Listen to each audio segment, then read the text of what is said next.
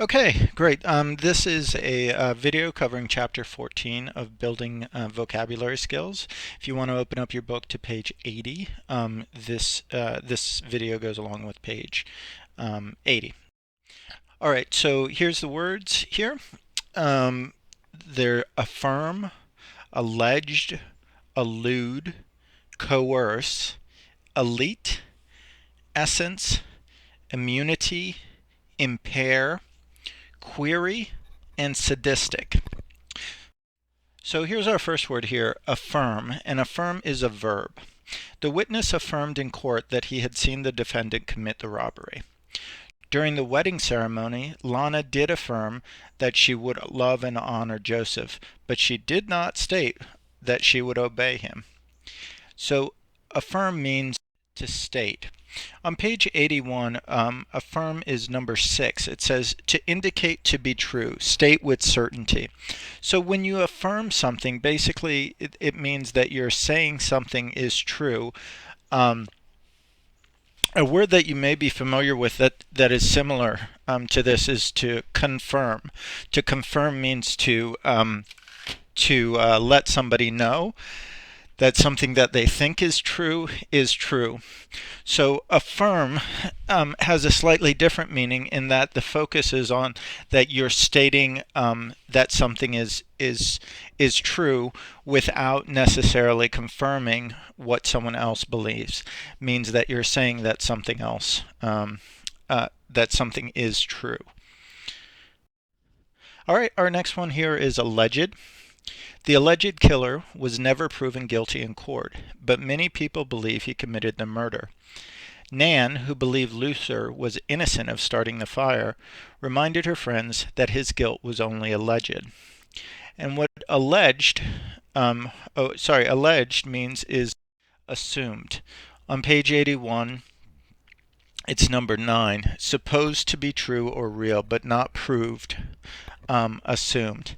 So when oftentimes if you hear on the news when they talk about someone who they think has committed a crime, they'll refer to them as the alleged criminal. Alleged means that you think something, you suspect something, but there's no proof yet that it's true. So in the first example, the alleged killer was never proven guilty in court.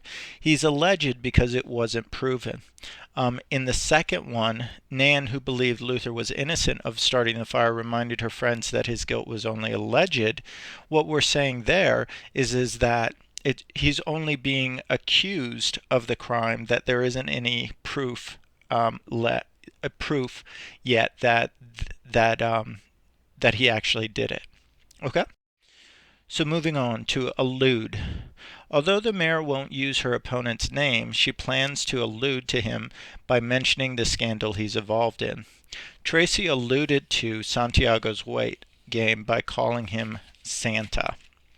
And allude means to hint at.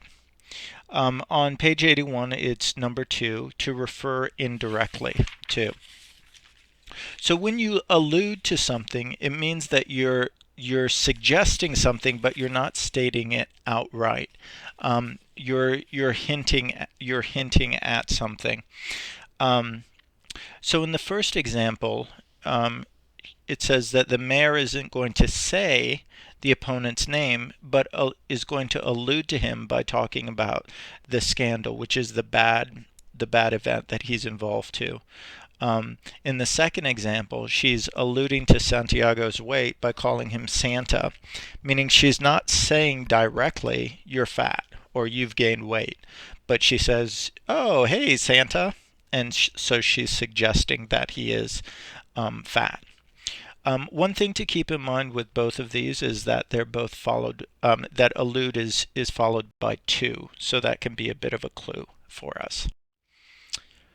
Coerce. To coerce the general into, this is a verb, to coerce the general into giving up, the rebels kidnapped his daughter. Our gym teacher used to coerce us into doing 50 sit-ups by refusing to let anyone leave before we had all finished. And coerce means to force. On page 81, it says to force or compel. Compel is a word that we've had before. So when we say coerce, generally what we're talking about is to force someone either by convincing them or creating a situation where they don't really have much of a choice but to do one thing. So in the first example, to coerce the general to give up, the rebels kidnapped his daughter. So in order to make the general stop doing what he's doing, the rebels took the general's daughter and put the general in a situation where his choice was either his daughter dies or he gives up. In the second one, he coerced us, the gym teacher coerced us to do 50 sit-ups by refusing to let anyone leave before we had all finished. Basically, the situation is either you stay here or you do the 50 sit-ups. Okay, so you're forcing someone by creating a situation that's very unpleasant for them. All right, so our next one here is elite. The 57th was the elite military unit. Its members were the toughest and smartest and had trained the longest. The elite neighborhood in town is surrounded by a high fence and has a guard at its gate. So what here elite means here is the best. It's number 7 on page 81. Being or intended for the best or most privileged, superior.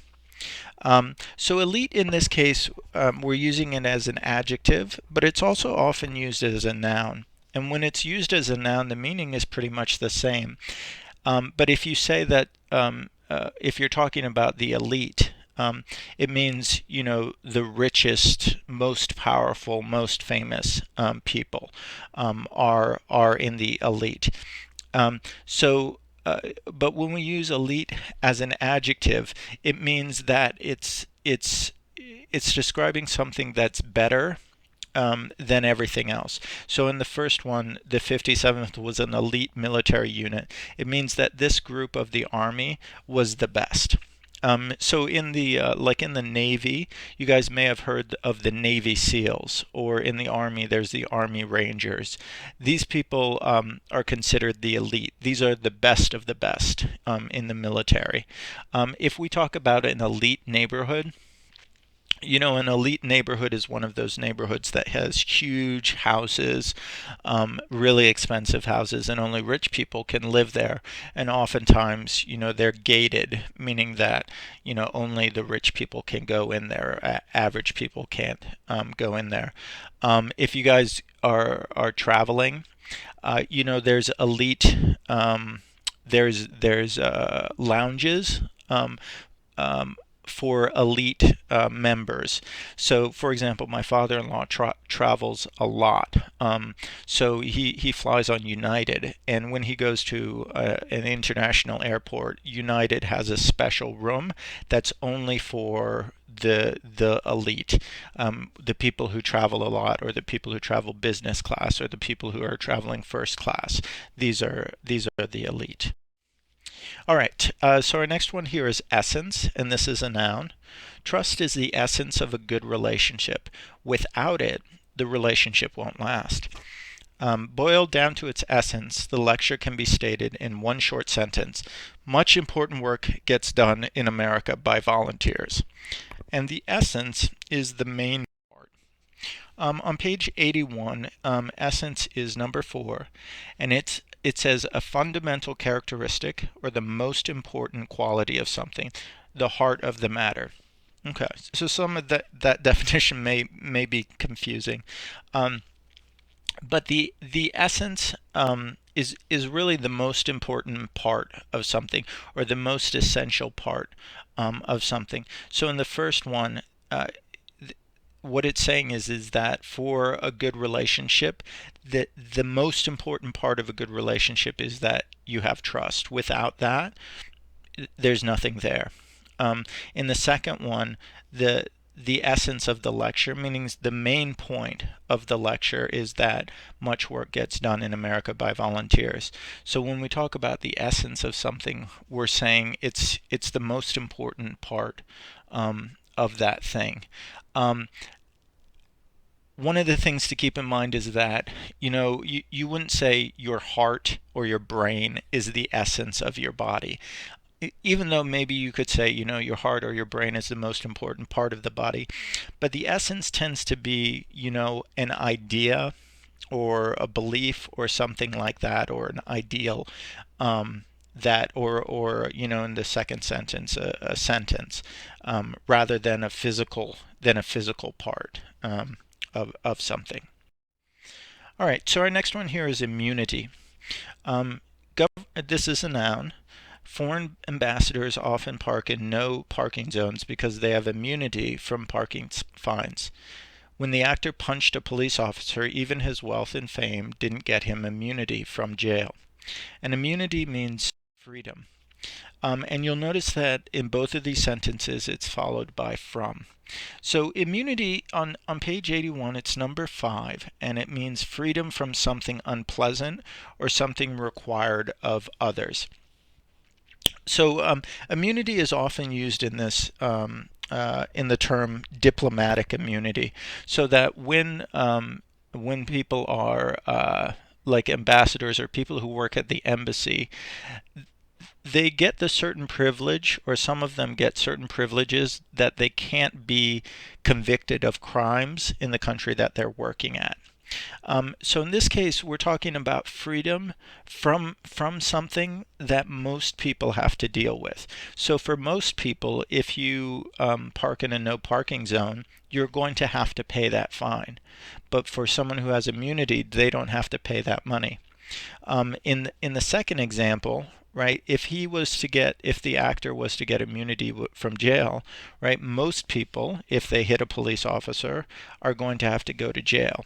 If he had immunity from it, it would mean that he didn't have to do it. So immunity means freedom from something. Another way you might have heard this noun is also when we talk about diseases, because we can talk about immunity from diseases, and the meaning is somewhat similar. It means that you have freedom from it, or you have protection from it. You don't have to get it, whereas other people who don't have this protection will get the disease. Impair is the next one. This is a verb. Listening to very loud music for extended periods of time impairs hearing by damaging the inner ear. The auto accident impaired my ability to walk, leaving me with a limp.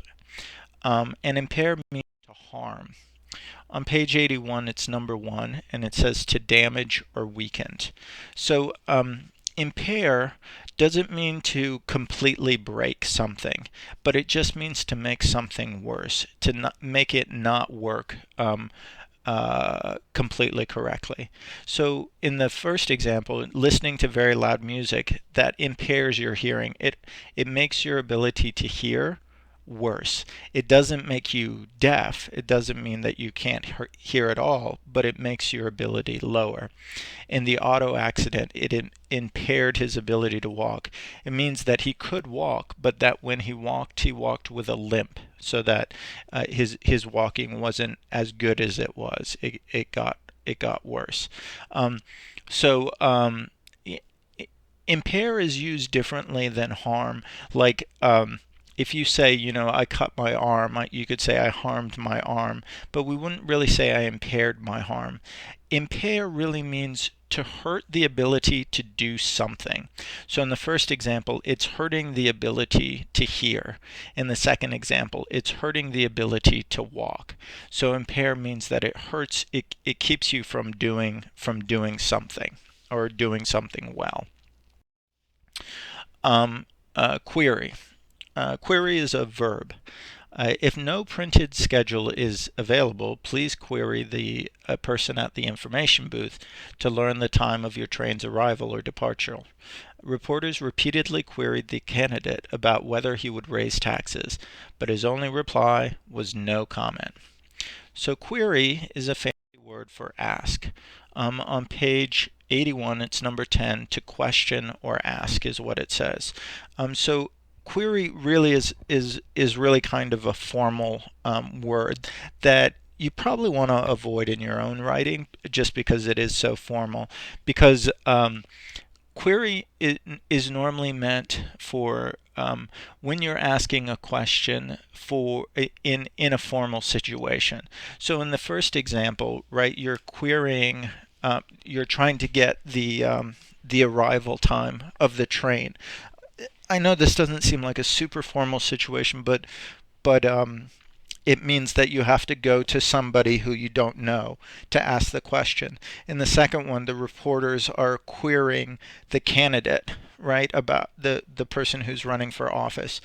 So again, this is a situation where, you know, that you're asking someone in something of a formal, in a sort of a formal situation.